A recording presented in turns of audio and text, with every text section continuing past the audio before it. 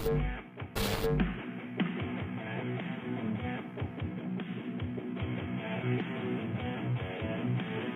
back to another episode of Life Chronicles and Deep Dives podcast. I'm here with Coach Cornelia, all the way in Romania. Hello, everybody. Welcome back. And my name is Coach Mika Ranjit, and I am here in the United States. This episode, we're going to be talking about the benefits of life coaching. And since we're both life coaches, I'm having a big, thoughtful conversation about those benefits. But at first, I want to hand it over to Cornelia. She's got a little bit more experience than I do, and so I want to hear her take on the benefits of life coaching. Thank you, Micah. Listen, I was thinking earlier about the differences between us and therapists. And what I like about what we are doing is that we bring the solution in the moment. So in a session with a life coach comes someone who needs a right now solution or a future solution for a goal that they have. And this is something that I love, like fixing problems and helping the client to do it. This is the main thing that I like, the fastness of things. Like you have a problem now, you come to a life coach and you can fix it. If you're open-minded, if you're willing to put up the work, you can fix it. So this is what I like the most in our profession. Absolutely. What do you think? How do you feel about it?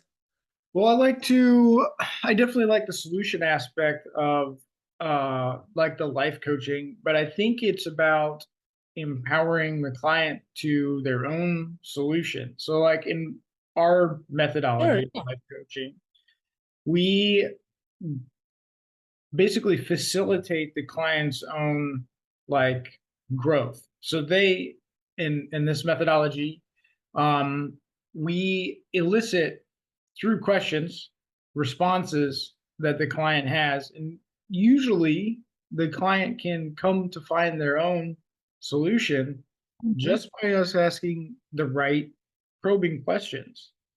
And I think that's also a big aspect of like leadership, even though we're not necessarily leading, and we'll probably do another episode on leadership later, is that we empower people to find solutions themselves rather than control the narrative and control the situation all at once.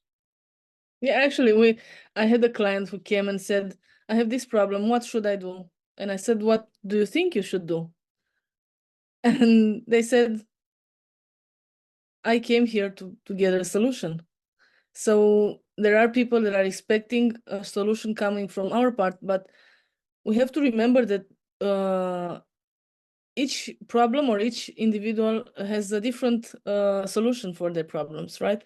So you cannot there is not a universal recipe that you can give to someone and just fix everything.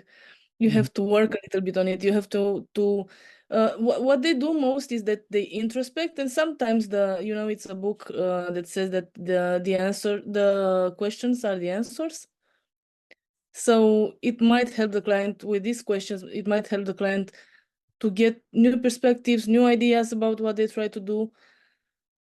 And this is how they get to the solution. So we will never give, a professional life coach, right? Because you have these TikTok life coaches that are giving solutions live. Like people are writing in chat, my cat died, what should I do? And the life coach is giving a solution, bury the cat or whatever. Right. That's not what the professional life coach does. So we are there for the support and accountability. That's maybe the most important thing about accountability.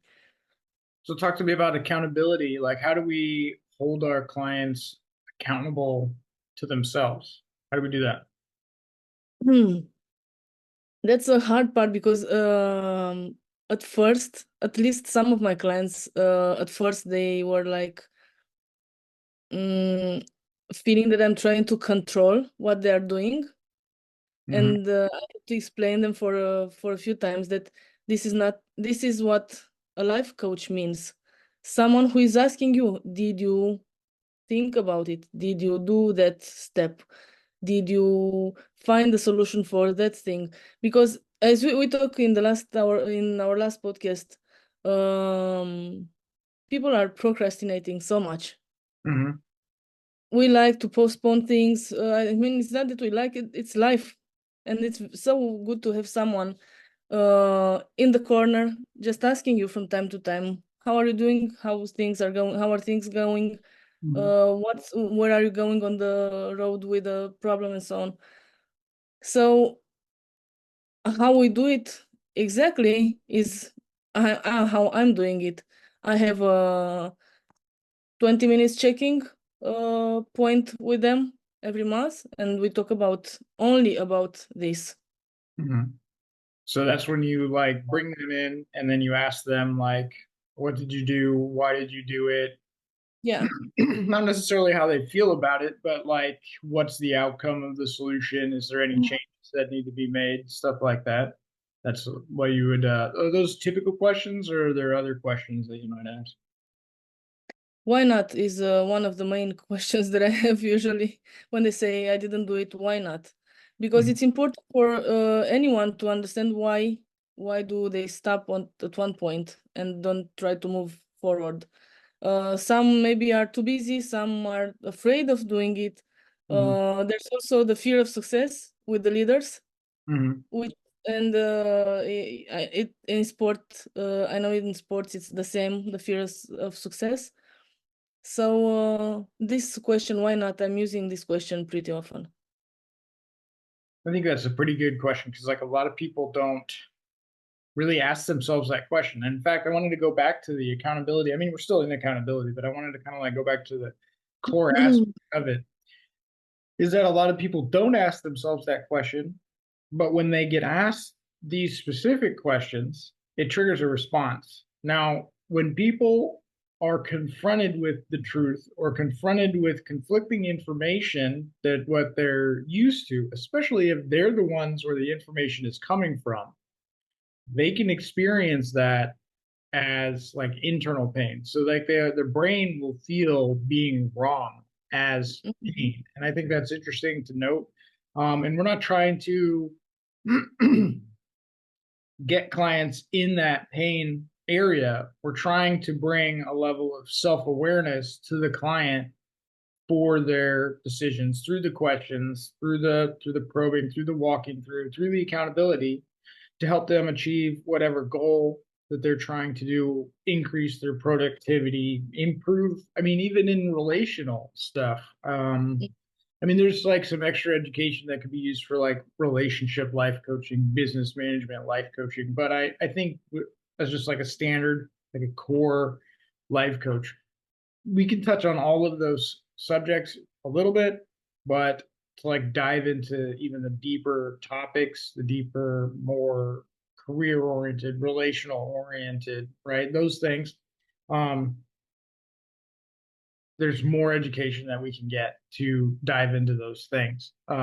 Just so we Yeah. know, just so we know what questions to ask the client, because we can go into it blind and just ask them questions, and then we may not be asking the right questions, but they internally know the answer to, but because we don't have the knowledge of the situation, uh, that we couldn't provide them, we couldn't ask the questions for them to generate the answer. I say generate lightly. It's more like we're asking them to introspect within Mm-hmm. themselves to find out what their solution to their problem is rather than telling them, and I think you touched on this, Yeah. when they come to you, they say, "Hey, look, I'm looking for a solution," and you see it online where people like they come in and they ask people for a solution to a problem. The person provides a solution,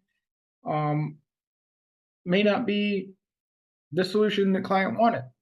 So then you'll see that roadblock, right? Mm-hmm. So you'll see that roadblock, you'll see that resistance, you'll see that hesitation to initiate, not because the idea is necessarily bad, but because it's not the idea that the client wanted. And that's a key factor about it is that the client had so that resistance that they have is because they had a solution in their mind They just didn't know how to communicate that situation. Mm-hmm. Mm-hmm. And life coaches can help clients communicate that solution out, but also back to themselves, thus encouraging personal growth, introspection. And at that point, maybe even stress management. Yeah, the stress management is so real on this one, because we all know the answers to our problems. Deep down inside, we do. So when someone helps us to get them out and to find the to I mean not to find them, because as we were talking about, we already know the answers. It's just maybe accepting them, Mhm. uh, just telling them out loud, and then you feel less stressed because you're not searching anymore. Then you start to search something else. After you find the answer, you search for the solution. uh but I want to go back a little bit to the pain you were talking about. Mhm. You already know me pretty well now, and I have some unorthodox ideas and methods. I prefer to have a client who suffers with me in the session, and Mhm. I'm telling them this, rather than suffering in the other areas, like for example the leaders. I rather them suffering with me, with me trying to get them accountable and asking this is a painful question, why not? Because then you can find out you're lazy most of the times. I am lazy most of the times. This is my answer to why not. Mhm. um, and different as other answers, and it can be painful when you get that answer from the client. So you rather suffer and get through this pain with me in the session, rather than going to the office and having problems over there with your team, in the leaders cases, or it doesn't matter, no matter what job you have, or at So home, or you're saying like you want to have them, and I guess I agree with this. You want to have the client have their struggles with you in a, mm-hmm.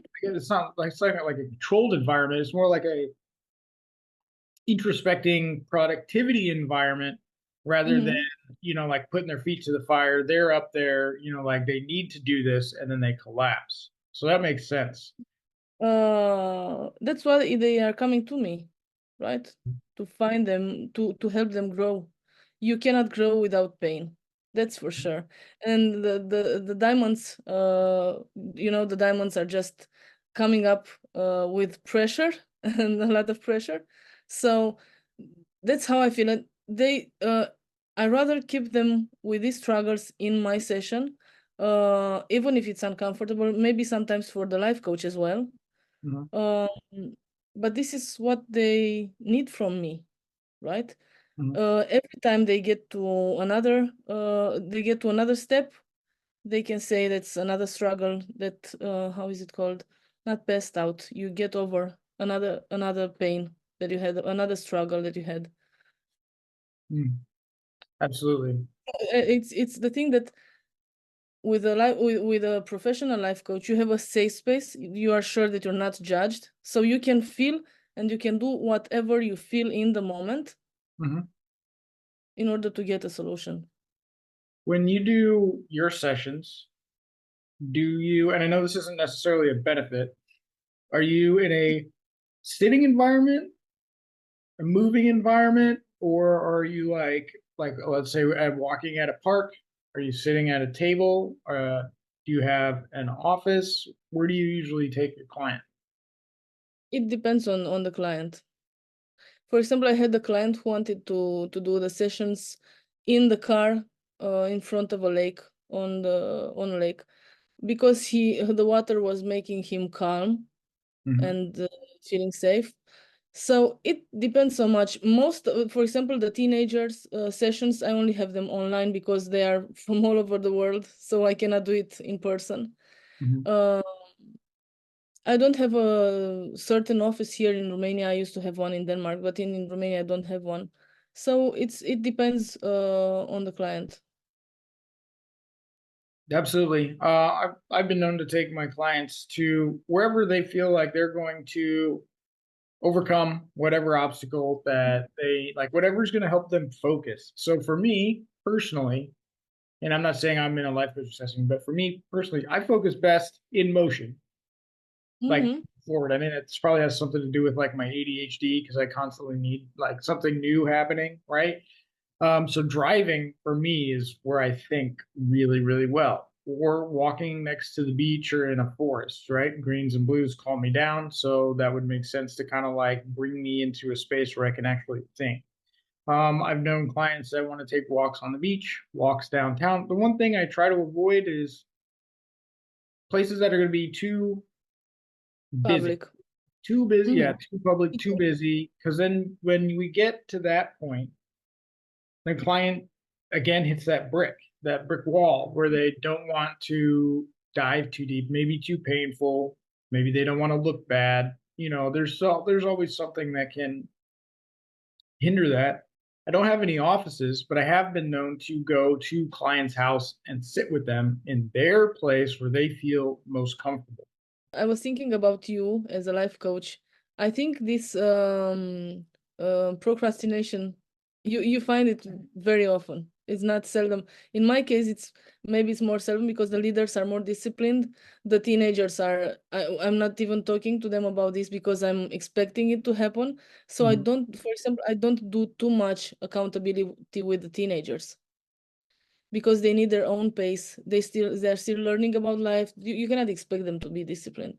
The leaders are more disciplined, but I guess your clients, when they're coming in your programs, I guess they're more, at least I did it. Maybe you remember it.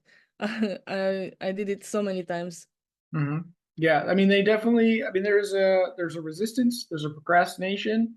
I'm a pusher. So like if I find something, I dig for it, right? So and that's where it gets kind of dicey with me because like when I say dicey, I say it encourages personal growth, it encourages enhanced decision making. Mm-hmm. But I can really get into finding that limit of my client's psyche and then like threading that very fine line of Mm-hmm. pushing them just to that limit and then like floating back off of that limit just ever so slightly and then pushing right up against it. And that I really try to get them to face themselves. And I'm real big into that. And I'm real big into presenting information um, that they can then use, like objective information, stuff that they can like, find that they can then use when they introspect. So I don't bring opinions, I bring facts, right? And then I will present those facts, push the boundary to that limit, and then watch my client introspect and evoke from themselves a solution. Isn't it great to be a life coach? I Yeah. was thinking, I mean, I have my own therapist, and she's struggling with me sometimes because I'm very resistant to many things. Um, and I'm always asking her, aren't you trying to find the solutions for me with me, together with me, to my traumas, for example, Mhm. right? And she said, that's not my goal. My goal is for you to heal and whatever. Um, I could never do it.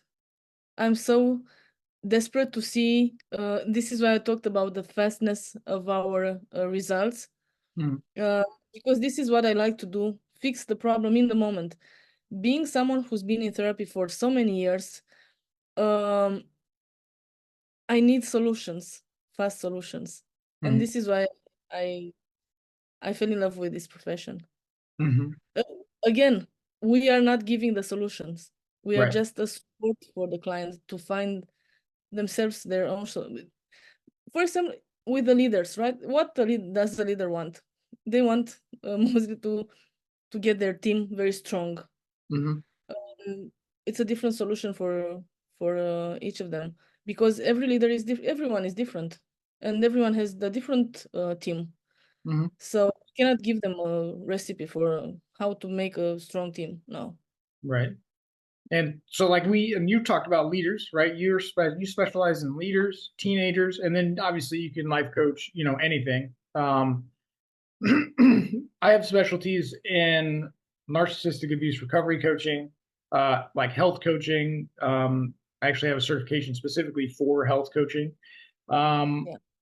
don't necessarily deal in relationships or business models, but the health and dealing with, dark triad personalities are two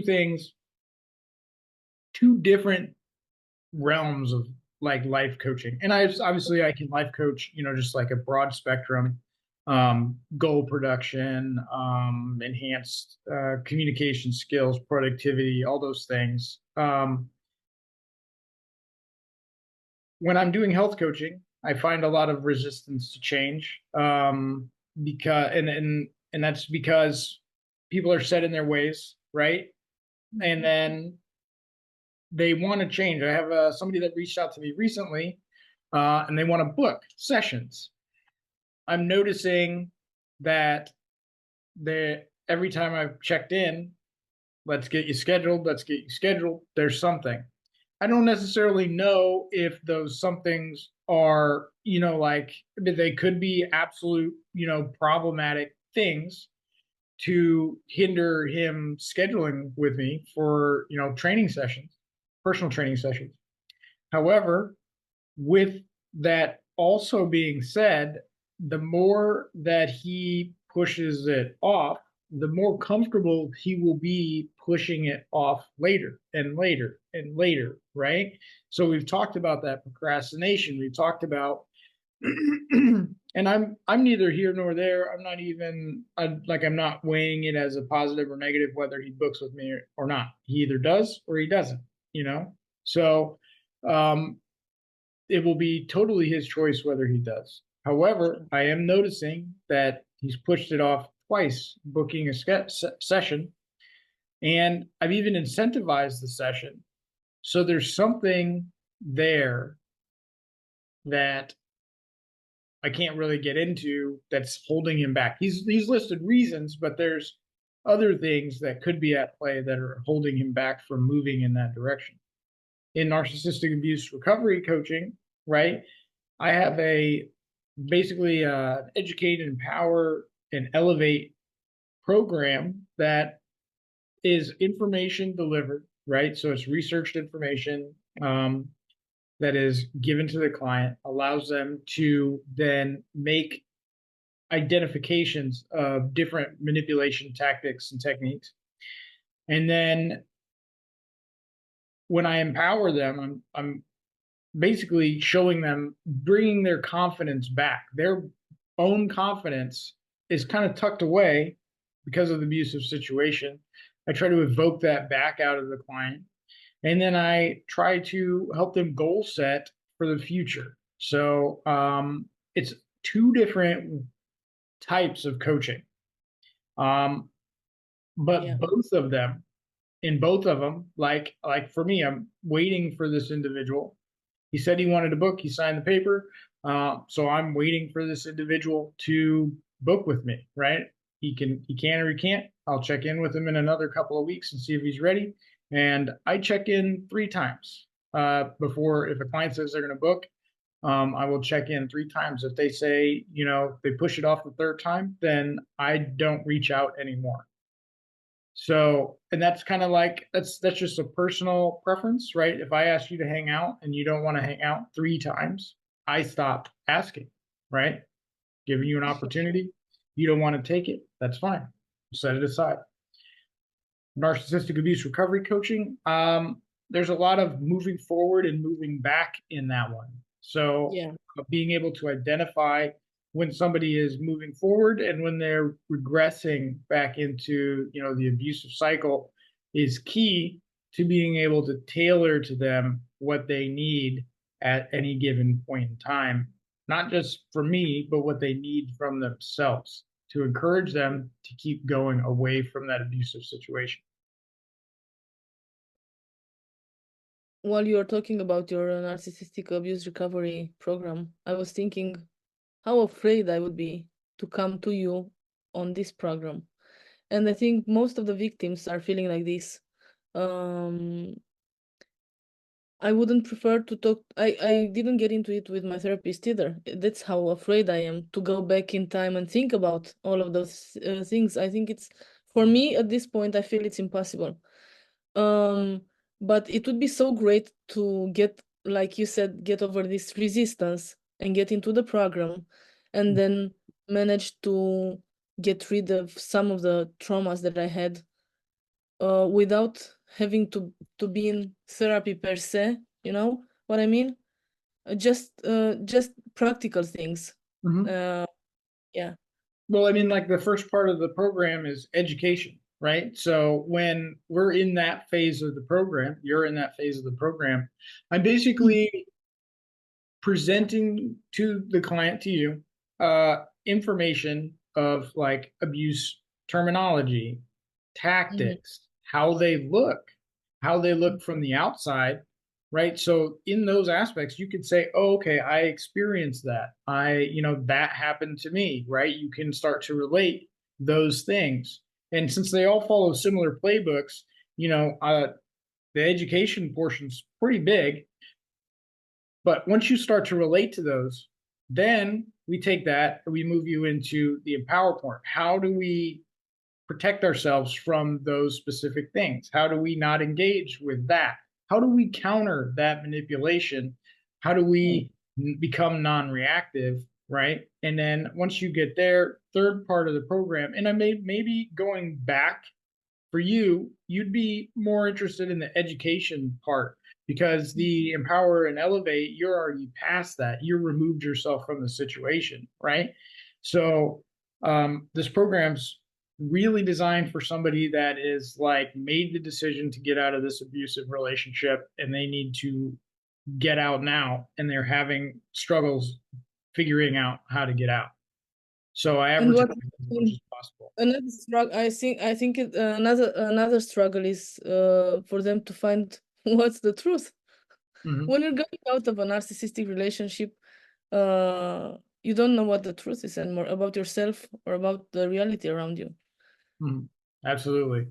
Everything's all jumbled. I mean, typically a client has been gaslit to believe something. You're facing, cognitive dissonance, which is like looking at two people in one person and your brain has trouble deciding which one is which or which person is in existence. Um, Typically has, like there's so many different factors that are involved in that. But then when I look at this type of coaching, and then I look at like health coaching, which the two main things that I do are the narcissistic abuse recovery coaching and then like health coaching, which comes in and individually, or I can bundle it with like personal training sessions. Mhm. With health coaching, I see people, they want a goal. So what the first thing I have them do is develop a goal, right? So I ask them, "Hey, what are your goals?" That's usually the besides, like, "Hey, like what are your time frames? What are we looking for?" Right? The first question I ask is, "What are your goals?" And they say, "Well, I don't know. I never thought about that." Right? So I ask them to give 5 SMART goals because typically a client's going to book for like a 5 session Mhm. package. So what I'll do is I will say you give me 5 goals and then tell me what your goals are, right? Once they give me that, then I can be like, okay, well, I don't ask them necessarily what should they do. They're with me to figure out what they need to do. But when they come to me for like health and wellness, I don't tell them what to do. I have nutritional guidance, but I don't tell them what to do. I Mhm. basically give them the option to do whatever they want.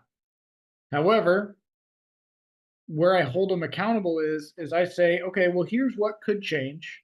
Maybe we could change this a little bit. Maybe you need a little bit less of this, more of this, change this. I think it's very hard to be a health coach and not give solutions. You have to be very, and you have to just It's influence the client.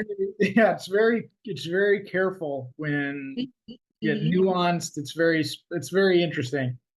Because like when I'm doing personal training sessions, I'm literally telling the client what to do, right? Mm-hmm. As a health Yeah. coach, basically they tell me like if they have problems, if they have dietary goals they want to meet, if they have, they tell me they have diseases, right? I look into those things and then I basically ask them because like typically they're dealing with like a doctor as well, right? I asked them like what are they looking for out of this program? Like how are they seeing themselves at the end of this program? And once we get those answers, what their goals are, then I can start to basically hold them accountable. I say, I give them a range of ideas and I present them out on the table, boom, on the table, right? And I say, okay, what of these ideas? Because obviously there's like certain things that need to be done, right? I let them Yes. find those certain things. Mm-hmm. And then when they come back to me, I say, how did you do on that? How did you do? Like, did you complete this for yourself? I asked them, and again, yes, why not? Why didn't we do this this week? Why didn't we adjust this as you said you wanted to do? Right. And I'm a little bit more direct. So I like I said, I like to get people to that fine line and then like but right up against that tipping point, because that's like a gray area. I say it's like a gray area. That's like where the most growth happens. In other aspects of health But coaching, that's where the pain is. absolutely. In Mm. other aspects of health, and like you push them there and like they get to that point, sometimes they get angry, sometimes they get defensive. That's the body experiencing that pain. But if they weren't experiencing that pain, they wouldn't be knowing they're wrong at the same time, right? And not necessarily wrong, or that they weren't holding themselves accountable, or that they weren't working towards their goal as they said that they were going to. So there's that aspect of health coaching. There's another aspect where in fact, I do some research, I dive into some things, I find um, what can be done. I present that to the client and then I let them choose because there's certain things that have a guaranteed path. And I say guaranteed path, like I look up like what this disease is. I look up what, like, let's say diabetes, right? I look up solutions for those things and then I present them to the client. I say, what of these solutions do you want to do and how do you want to do them? And then if they ask me how would I do it? I say, well, this isn't my health, it's yours. And then I turn it back to them. And then I try to get them to give me a response. If they don't know a specific, like how do I lower my blood sugar or how do I decrease my carb intake? Then I start asking questions about what's your diet? When do you Mhm. eat? I start asking those questions to try to figure out. And then I say, do you know, like, let's say if they're trying to drop their carb intake, do you know what is a carb? Do you know what in your diet is a carb? I'll have them write me their menu for the week so that way I can see what they're eating. And then I can say, okay, this is a carb. Do you need this here? And then I start asking those questions just to try to get them to see where they can make their own changes maybe the next week. Yeah, I remember that about the carbs, and you asked me about it, and I'm not eating. I'm just rice and whatever. And you said, well, rice is a carb, so I didn't know about it. And sometimes you really don't know, Mm-hmm. so you need someone to tell you about it. And I haven't had that much rice lately because Right. of you. Absolutely. I have been talking about like health coaching and narcissistic abuse coaching. We've done a podcast on teenagers, but why don't you tell us again a little bit more about life coaching with teenagers? Coaching teenagers is my favorite job, to say like this. Because what I find in them is this new. They're always fresh. They're always fresh. But not fresh in the sense that you might think that they're very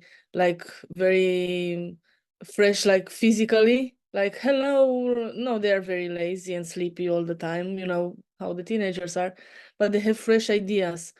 they always have this hope for life. They are enthusiastic, much more than we are at our age, and somehow it fits me with how they feel every time we talk. What I also like about them, it's like they are like a blank page, Mhm. and they can start to paint their lives on it. It's so beautiful to watch the process. And I have some that I'm still talking with after, I mean, after I had them 2 years ago in sessions. And they are so in such a great place. They still have goals and they still want to do great things, and they think big. It's something that we sometimes forget as grown-ups. We forget to think big. Mhm. I love working with teenagers much more than I admit, and I'm telling them, than with the leaders, because the leaders are coming with some patterns, and they think in some they have some patterns when they think, and it's very hard to pull them from there and work with it and try to change their perspective. But the teenagers are just like a blank page that you can work with. It's amazing. And you have your own like program for teenagers on your website, right? I have a few programs actually. It depends. I also do some one-on-one coaching with them if they want to, but Mhm. I prefer to work in groups because um, I'm teaching them to, for example, one of the main thing I'm teaching them is to hold the others accountable. So it's like a circle they do, and it's so great to watch it. Mhm. Um, but I do one-on-one as well. And besides the practical part that we do, like building confidence, time management, stress management, financial program, and yeah, I have many teenagers that are feeling alone or lonely, more likely lonely, and in group they can have friends. We play some games like one of their favorite game is to um let's say we choose a character and we wear it on our front forehead, and we have to behave with that person like they would be that character. It's so amazing to see how creative they can be. Mhm. They can learn so many things about life.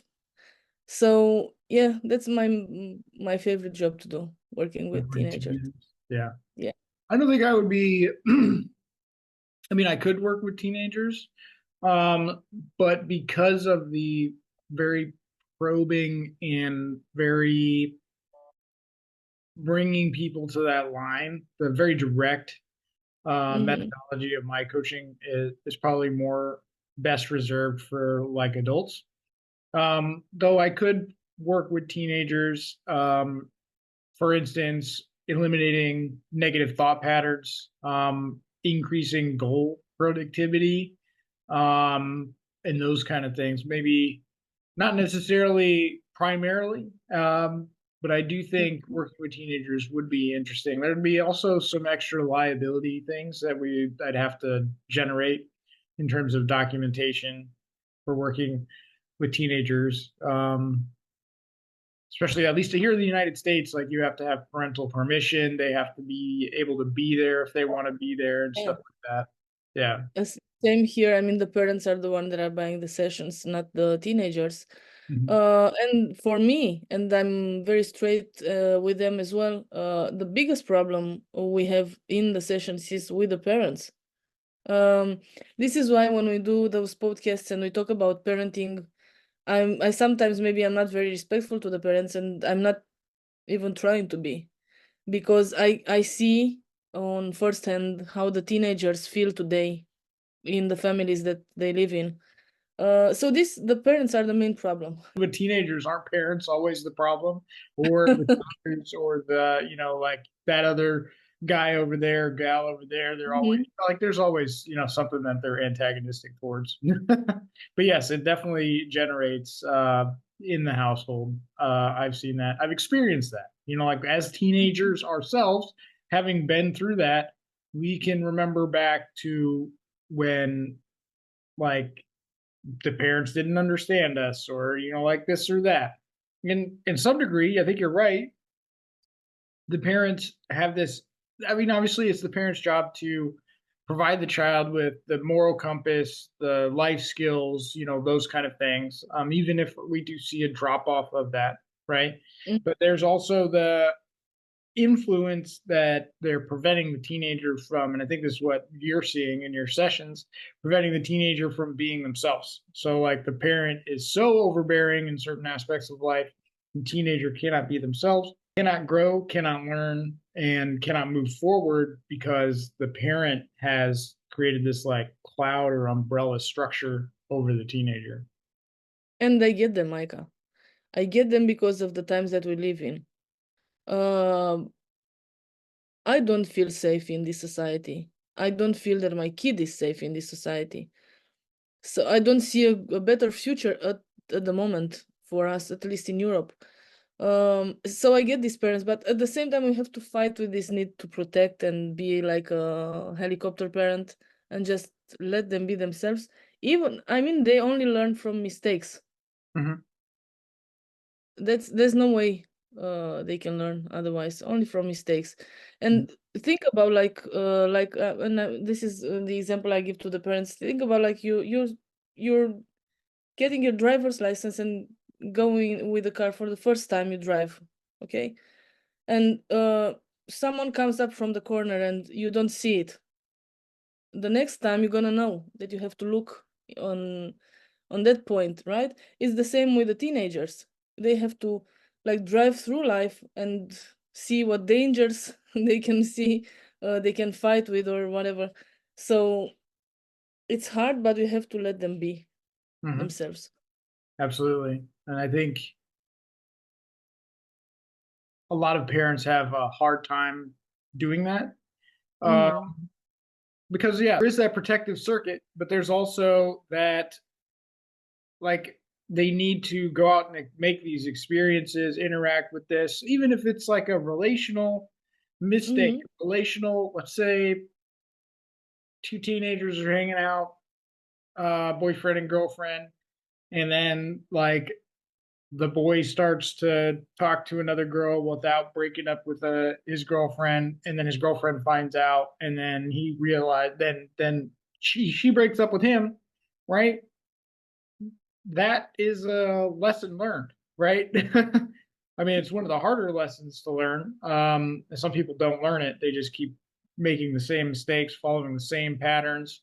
But ideally, he went through that experience, lost out on a relationship with that girl because he was talking, got caught at his locker talking to another girl. Right now, what? Now he's got to go and do it all over again, initiate contact with somebody else. Probably neither of those girls are talking to him because the other girl found out that he had a girlfriend and he was right. You know what I mean? So like you see, I mean, it could be vice versa. It could have been a girl that was doing the same thing. I'm assuming, and through experience, that it happens on both sides of the aisle. Men and women do that.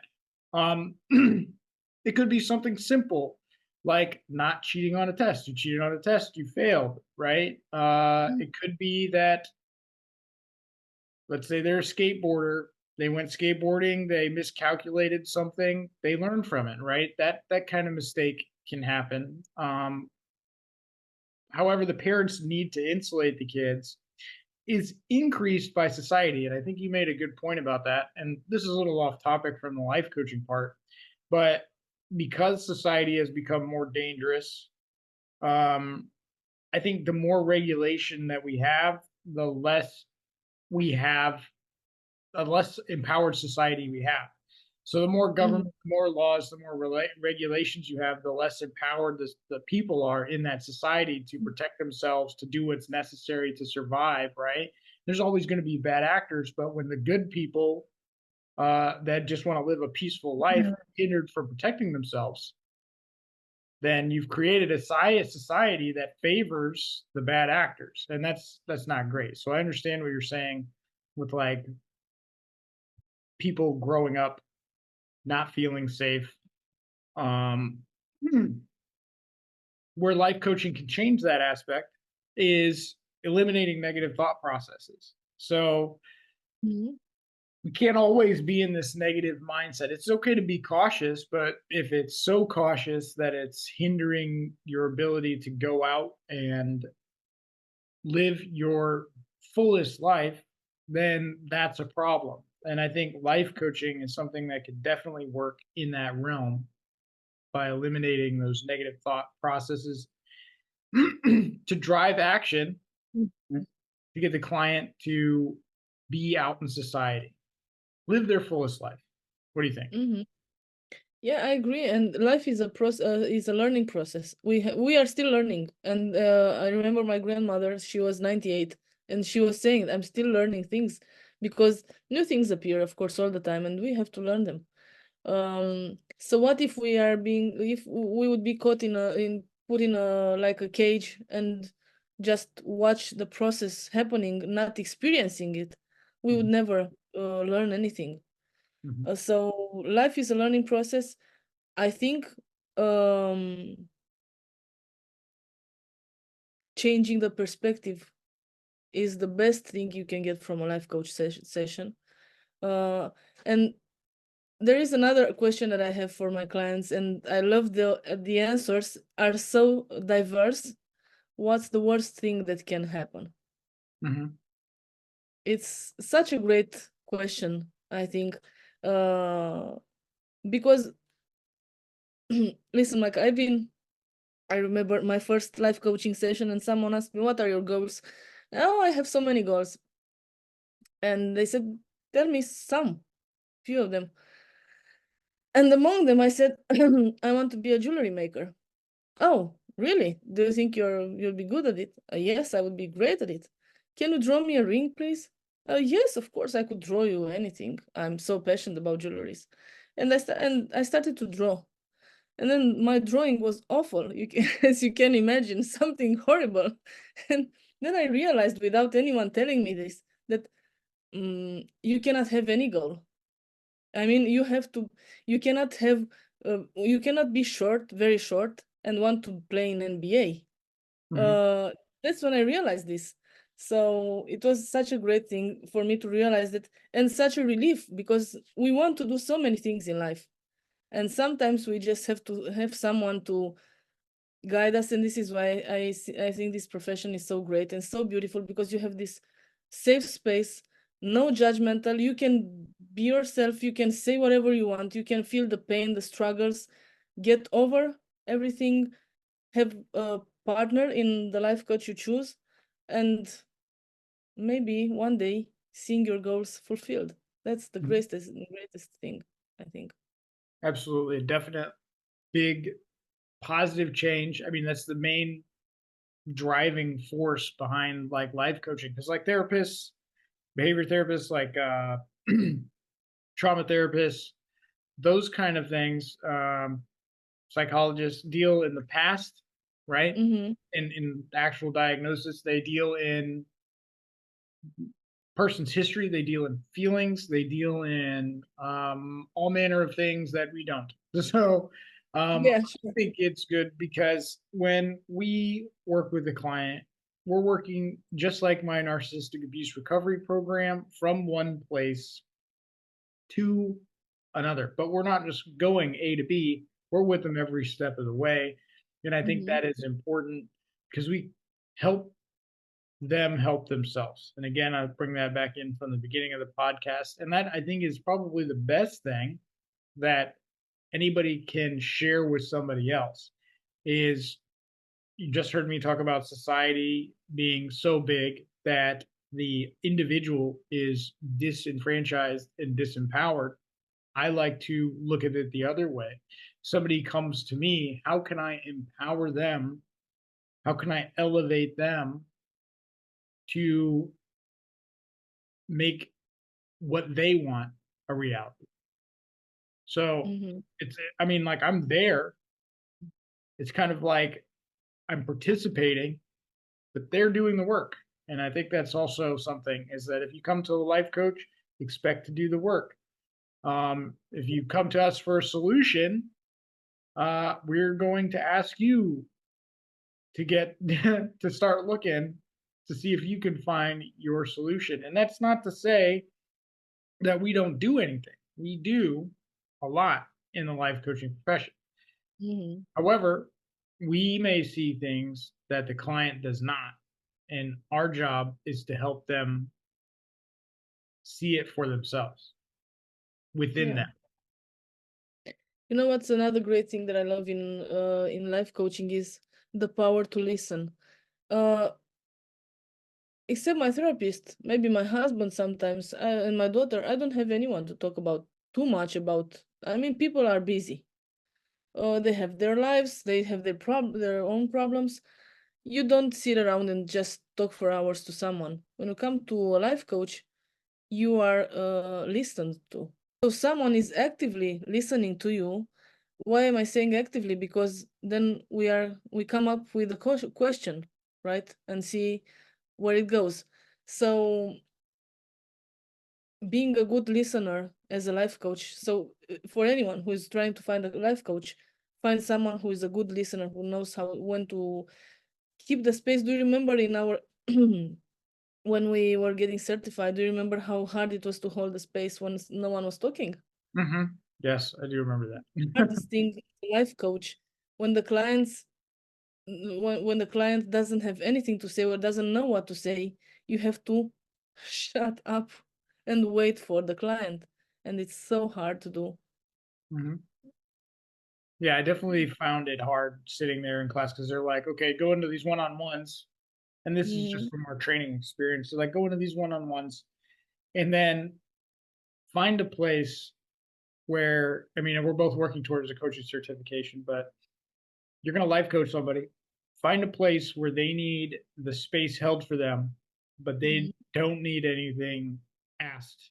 So, I mean, that was hard because, like, you sit there and you're constantly being like listening for those questions. And I guess that's a good thing that you asked brought in is that a client comes to us, they feel heard, right? Mm-hmm. They have a space where they're heard. They're not being diagnosed, right? In therapy session or psychologist session or doctor session. They're being heard and then they're being asked a question. Now, we as life coaches are actively listening, as you said, for what could be the next question. Where does the client want to go? Where do they need to be? Well, when we hit that area, we're constantly looking. So, yes, it is absolutely hard to sit there and hold the space. And sometimes it could be a client. I've worked with a client that started to tear up, started to cry during the session. So then you have to sit there and hold that space for them, know that they're supported and heard. They know that they're supported and heard, but they also know that they have that space to like feel those emotions. And like I said, we don't deal in those emotions specifically, but what we do is we recognize them, acknowledge them, and then when the client's ready to move forward, we move forward with the client. Beautifully said. Yes, that's so true.